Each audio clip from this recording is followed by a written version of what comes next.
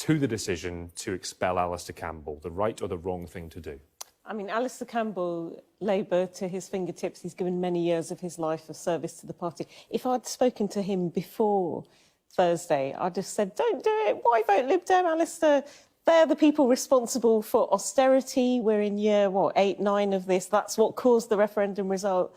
Don't let them off the hook for that. Don't punish our brilliant Labour MEPs who've been very pro-people's vote, which Alistair is, which I am.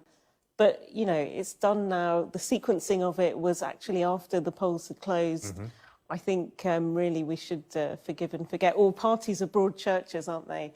And I think we should express forgiveness. Were you surprised at the speed of that decision? Several people pointing out that it was done very quickly in comparison to some other complaints that have been made to the Labour Party. Yes, I mean, it looks very much like summary justice, doesn't it? Which is rapid, but not necessarily accurate or correct, or, you know, so it does feel it was done with indecent haste compared to people like Ken Livingstone, who was suspended for years and years, it felt like, and also a complete expulsion rather than a suspension.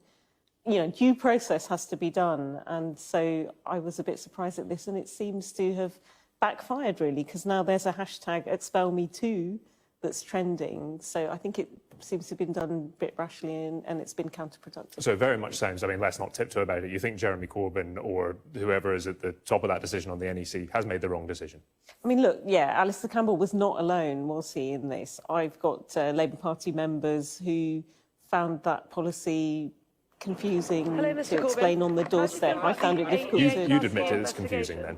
I mean, it's not an easy sell on the doorstep when you're in someone's face and you've got a couple of seconds to say, can you support us on Thursday? And they say, what is your policy? It was, I mean, I can get the logic of it, but it's not clear and uncomplicated. It's not unambiguously, definitively one way or the other. So I think it ended up pissing off a lot of people. So I know Labour Party members locally who felt unable to come and campaign and ultimately unable to vote for us. So, I mean, given the circumstances, I think actually what Tom Watson said, that there should be clemency for people who did this. I mean, I understand rules is rules and there is a rule book and he's probably contravened subsection. I'm not a huge fan of rule books, but they should display suppleness as well. However, Tom Watson's statement on amnesty has been picked up by people who I suppose would be classed as fervent supporters of Jeremy Corbyn as further evidence that it's undermining Mr Corbyn's leadership, and there is this big split emerging at the top of your party between those two men.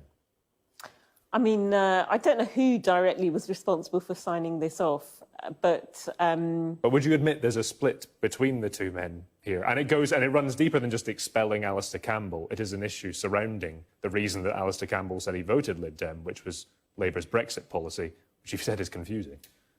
I mean, Labour's Brexit policy, I can see the logic in it. It's a sort of sequential thing that has different stages, but there comes a time. So, you know, we did try for the customs union and close alignment to the single market option. Theresa May's lot was not going to budge. Looks like she'll be gone. We also wanted guarantees that it would be binding on any successor. We know now that she's on the way out. So, you know, our policy was to try for this other alternative, but then all options remain on the table. And there comes a time when you have to get off the fence, really. And now is that time? And you obviously are basically saying second referendum. Yeah, I mean, I think that mandate from 2016 is getting, with every day, very dated. And it's time to seek a fresh reassessment of the will of the people. Even though you've just seen a good proportion of people back a party in the European elections that advocate a no-deal Brexit, they are fed up. Well, I mean, these results can always be interpreted to prove whatever you want. So you could look at it in the way that it's 31% of the electorate, so that makes a whole whacking 70% who didn't, 69% who didn't vote for that party. And also the turnout was much lower than usual. It was the 30-something. So, I mean, it's not the resounding victory. In fact, if we can, usually European elections are seen as a bit of a midterm protest thing. 2014, UKIP finished in front, and it was David Cameron. You know, if we were doing a whole history of where did this all go wrong, he sort of placed a lot of significance on those. That's why we ended up having a referendum. So actually, if you compare it to the UKIP, people keep saying that this Brexit Party came out of nowhere. They didn't. It's the successor to UKIP. So it's a carryover from them, and I think it's a net gain of 4 seats from last time. So I would say they don't demonstrate at all that that's what people want. But I mean, why don't we ask people? Because as I say, it's a long time ago. And with any contract, you need to read the terms and conditions before signing. With any computer file you're wiping from a computer, it always says, are you sure you want to do this? I think that's really good arguments. When you buy a house, you have a survey done. If it's riddled with cracks, you do not have to go ahead. Okay. Why not ask people? Just finally then, you've said it's time to get off the fence. Your message to Jeremy Corbyn today?